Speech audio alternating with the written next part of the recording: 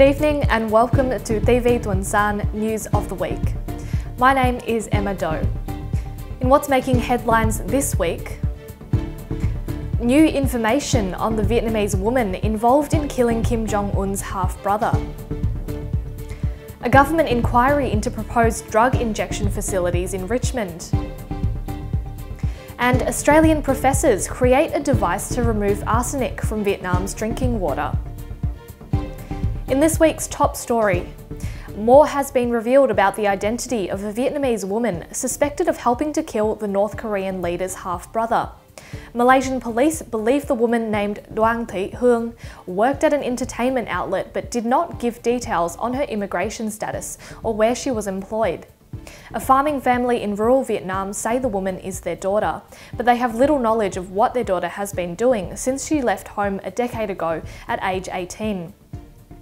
A Facebook page under the name of Ruby Ruby was confirmed by the family to be one of Hương accounts.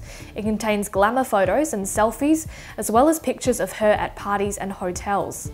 Of her Facebook profile's 65 friends, 27 of them have Korean names. Another Facebook profile believed to be Hương suggests she partook in a singing competition in Vietnam last year.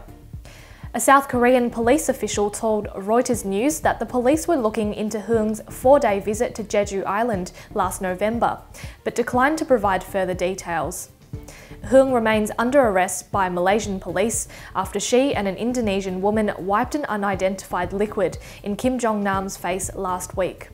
He died shortly after. A Vietnamese asylum seeker whose boat was turned back by the Australian Border Force in 2015 said she faced 3 months of detention and beatings on her return. That's despite promises from Immigration Minister Peter Dutton that Australia was not returning people to persecution. The woman, known as Trần Thị Lụa, fled Vietnam for Australia a second time by boat last month. Her boat broke down off the Indonesian coast, where she is now stranded with her 3 children and 2 other Vietnamese families. She told ABC News that she would rather face a bullet than go back to Vietnam. Trần originally fled Vietnam in July 2015 after a land dispute escalated to arrests and beatings. The United Nations High Commission for Refugees has criticised Australia's turn-back policy, but the Australian government has stood by its decision. Vietnam has handed the death sentence to 2 executives from the state-owned shipbuilding firm Vinashin. The former general director of the company's subsidiary, called Vinashin Lines, and its former sales manager were sentenced for embezzling more than $14.7 million from the firm. Trần Văn Liêm and Giang Kim Dat were found guilty of using their positions to steal assets. Together, the duo conspired with business partners to fix prices on ships the company had acquired in the late 2000s. Both men claimed innocence at their 6-day trial. Other defendants in the case have been sentenced to life imprisonment for embezzlement, while Dat's father was given a 12-year jail term for money laundering. Vinashin Lines nearly folded in 2010 after billions of dollars of debt. The scandal rocked the communist country's political elite and sparked government vows to clean up its state-run sector. Vietnamese authorities have reported 6 cases of bird flu across 5 provinces in the past 21 days. That's according to Chinese state news agency Xinhua. According to the Vietnamese state press VN Express, nearly 6,000 chickens have been killed or culled as a result of the outbreak. The current outbreaks have been detected in the central province of Quảng Ngãi, as well as the Mekong Delta province of Bạc Liêu. There have been no human infections of bird flu reported in the past 2 years, but the country is still at risk of receiving new strains of the virus due to trading and smuggling of poultry over border areas. Cambodia and China have both recently suffered from outbreaks. The Vietnamese government has named those responsible for the Formosa toxic spill, which killed tons of fish along 200 kilometres of Vietnam's central coastline last year. The government's official news website publicly named 11 government, provincial and industry officials. They include the ex-environmental minister Nguyễn Minh Quang and the former head of Hà Tĩnh Provincial People's Committee, along with 9 more officials the government said should be disciplined or face review. The statement, however, failed to identify how the officials would be punished. The Taiwanese company's operation in Ha Tinh last year caused mass fish deaths and disrupted the livelihoods of people in multiple provinces after it released toxic wastewater into the sea. The company agreed to pay $500 million in compensation to the Vietnamese government, but compensation has not found its way to all those affected yet, prompting frequent protests. The Vietnamese Environment Ministry has said that it will take a decade to completely recover from the incident. Filipino Islamic militants were likely behind an attack on a Vietnamese cargo ship over the weekend, according to the Philippines Foreign Secretary.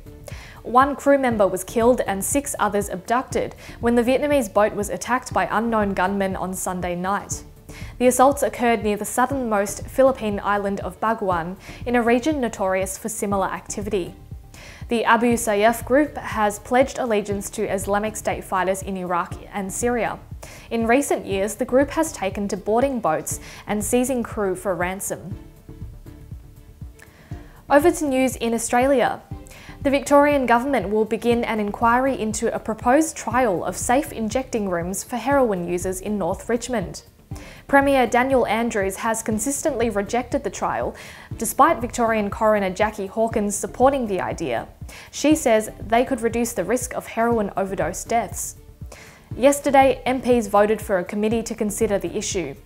The review has been supported by the state government, Australian Sex Party, Greens and independent James Purcell.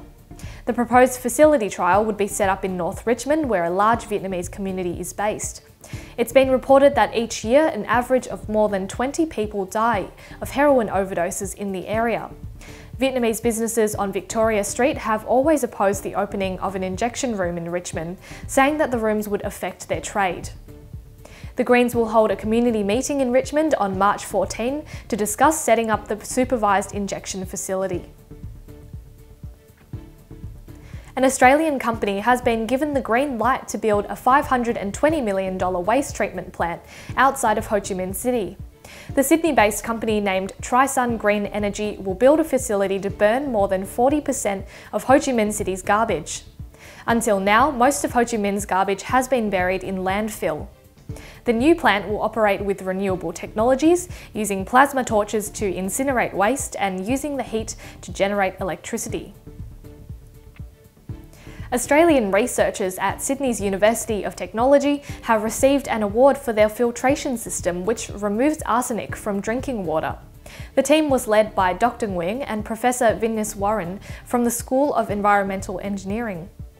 Their $500,000 prize will go towards implementing a low-cost, easy-to-operate technology that removes arsenic from drinking water in densely populated areas of Vietnam.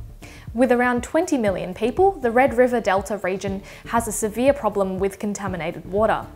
Ingesting arsenic can lead to major health problems, including cancer, muscular weakness, and intellectual impairment. That's all from TV Tuần San News of the Week. For more stories, you can follow TV Tuần San at tvtsonline.com.au and Facebook at TV Tuần San. I'm Emma Doe, thank you so much for watching, and I look forward to your company at the same time next week.